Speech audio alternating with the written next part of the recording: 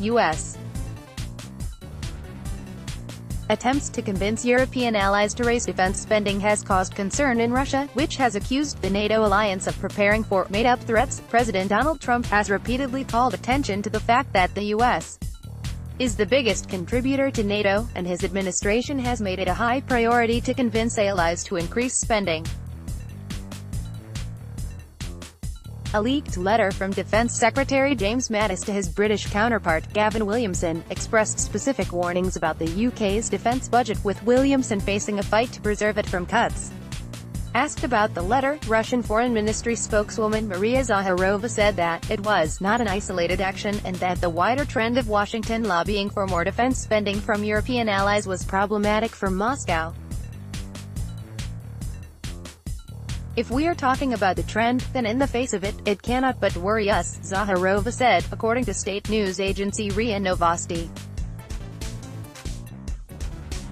In particular, what can only worry is the increase of NATO's military budget. NATO has changed its posture in Eastern Europe since Russia's annexation of Crimea from Ukraine in 2014, introducing at least 4,000 foreign troops in the Baltic states and Poland as a sign of solidarity with the four nations, Estonia, Latvia and Lithuania, along with Poland, most concerned about incursions on their borders with Russia. The US or other large NATO allies have also formed a rapid response force, which would ideally be capable of arriving in an area of an incursion quickly.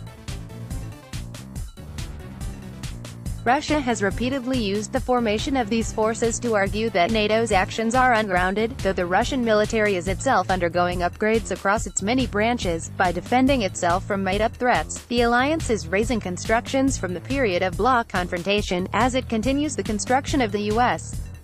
anti-missile shield in Europe, Zakharova said, referring to the Cold War period, when Moscow itself had an international military alliance in Eastern Europe. It is obvious that the military activity of the alliance is aimed at creating an armed lodgment for applying military pressure on our country. A NATO official speaking to Newsweek dismissed this, saying that the alliance's actions since 2014 were only responding to a substantial deterioration in the security environment in recent years. The official cited Russia's actions in Ukraine and also the situations in the Middle East and North Africa. Related, British Defence Secretary's speech to Parliament is interrupted by Syria. Across European allies and Canada, we have seen 4 consecutive years of real increases in defence spending, and with a projected real increase this year of 3.8%, the official added. This means that, since 2014, European allies and Canada will have spent an additional $87 billion on defense.